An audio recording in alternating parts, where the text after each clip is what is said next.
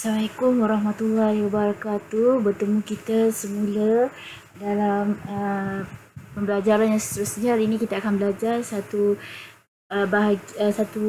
topik dalam bidang fiqh yang bertajuk yang ini pelajaran 17, Rusah Anugerah daripada Allah. Sebelum ni kita dah belajar berkaitan dengan cara kita menyapu balutan. Hari ini kita akan belajar lebih kepada itu solat secara jamak dan kasar lah. Ya, okay, kita lihat sama-sama apakah yang diperkatakan dengan solat jamak dan kasar. Dalam kehidupan kita seharian kita akan mengalami satu situasi berada dalam perjalanan dan sebagainya yang mana sama ada dalam jarak yang dekat ataupun jauh. Dalam kita berada dalam perjalanan, kita akan berhadapan beberapa kesulitan. Jadi Islam telah menggariskan beberapa panduan untuk meringankan beban umat Islamnya ketika berada dalam perjalanan. Dan kaedah ini telah dijelaskan ataupun telah ditunjukkan oleh Nabi SAW. Kita berada dalam perjalanan, dalam berperang dan sebagainya. So kita akan lihat apa yang diperkatakan dengan rusah solat lah. Yang mana kita akan tengok apakah maksud rusah solat. Perkataan solat boleh SOLT ataupun solat. Lebih tepat kalau ikut kamus dewan adalah solat lah. Okay, yang mana rusah solat ini adalah kemudahan, kelonggaran atau keringanan yang diberikan oleh Allah kepada umat Islam dan melakukan solat di atas sebab pertama. Musafir, kita berada dalam perjalanan 2 marhala iaitu lebih kurang 81 km. Uzur atau sakit, kalau kita sakit kita boleh melewatkan sedikit solat antara mendekatkan pelaksanaan solat contoh zuhur dengan asar sebab kita sakit, sukar untuk mengambil sembahyang dan sebagainya. Okey. Ketiga ialah dalam peperangan. Kita berada dalam peperangan, kita ada kaedah di mana bagaimana kita nak melakukan solat ketika dalam peperangan. Okey, berdasarkan dalil daripada Nabi sallallahu alaihi wasallam yang bermaksud yang mana sesungguhnya Allah suka dilaksanakan rusah atau keringanan yang diberikan olehnya seperti Allah membenci dilakukan maksiat kepadanya. Okey, kita akan lihat apakah hukum solat jamak dan kasar. Hukum solat jamak dan kasar ini adalah harus. Kenapa harus? Sebab bagi memudahkan umat Islam ketika berada dalam perjalanan dan sebagainya. Okey, rusah solat kita akan tengok lagi. Rusah solat musafir ialah kemudahan yang diberikan oleh Allah kepada orang yang musafir untuk melakukan solat fardu dengan cara sama ada kasar. Kasar ni kita pendek atau jamak, iaitu kita himpunkan atau kedua-duanya sekali. Okey, kita lihat apa yang dimaksudkan dengan solat kasar ya anak-anak. Solat kasar ni ialah kita memendekkan solat fardu 4 rakaat menjadi 2 rakaat. Apakah solat yang 4 rakaat? Kita lihat solat zuhur menjadi 2, solat asar menjadi 2, solat isyak menjadi 2. Okey, kita lihat sama-sama syarat diharuskan solat kasar. Yang pertama, kita mesti dalam perjalanan melebihi 2 marhala itu 81 km. Yang kedua, kita hendaklah melepasi kawasan sepadan tempat tinggal. Contoh, kalau kita berada di Endau Johor, kita nak pergi ke Kuala Lumpur melalui jalan Pahang atau Rompit. So, ketika tu kita bertolak pada jam 12 tengah hari. So, bila kita jalan keluar daripada Endau, kita pergi ke sepadan Tanjung Gemuk. Tiba-tiba azan berkumandang. Ketika tu, kita dah boleh melakukan solat jamak dan kasar. Sebab apa? Kita hendaklah melepasi kawasan tempat tinggal kita. Daripada Endau, kita dah sampai melepasi kawasan ke Tanjung Gemuk. Ketika tu kita boleh terus buat solat kasar dan jamak atau itu jamak takdim lah.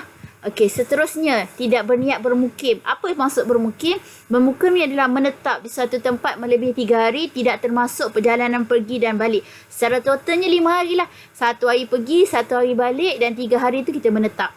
Yang keempat, tidak berimamkan pada imam yang sempurna. Yang mana imam sempurna kalau solat zuhur dia akan solat 4 rakaat. Tapi kalau imam yang kasar dia akan jadi 2. So, mana mungkin kita berimamkan dengan orang sempurna, imam tak habis lagi solat, kita dah habis solat. Itu tak dibenarkan. Jadi, kalau kita nak berimam juga, so kita berimamkan dengan imam yang solat kasar lah juga.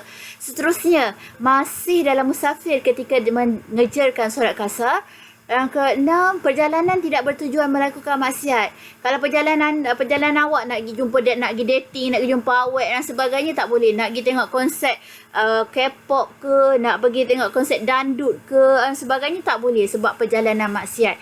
Mengetahui destinasi yang tertuju. Contoh awak keluar rumah, awak tak tahu aku nak pergi Johor ke, nak pergi ke Kuantan. Tak boleh. Sebab awak kena kena tentukan apakah tempat yang anda tuju. Sebab kita akan tahu, bila kita dah tahu tempat tuju, kita akan tahu berapa kilometer. Okey, seterusnya, solat jamak yang mana solat jamak ialah solat menghimpunkan dua solat fardu dalam satu waktu dengan syarat tertentu. Contoh, solat yang boleh dijamakkan dia ada dua pasangan saja, dua partner je. Yang pertama, solat zuhur dengan asar. Yang kedua, maghrib dan isyak. Sama ada awal atau akhir. Okey, seterusnya. Syarat jamak ialah mesti melebihi 2 marhalah 81 km. Yang kedua, perjalanan yang bertujuan baik. Yang ketiga, hendaklah melepasi sempadan tempat tinggal. Yang keempat, masih dalam musafir. Yang kelima, tidak berniat bermukim atau menetap melebihi 3 hari, tidak masuk perjalanan balik. Pergi dan balik lah. Seterus kita lihat.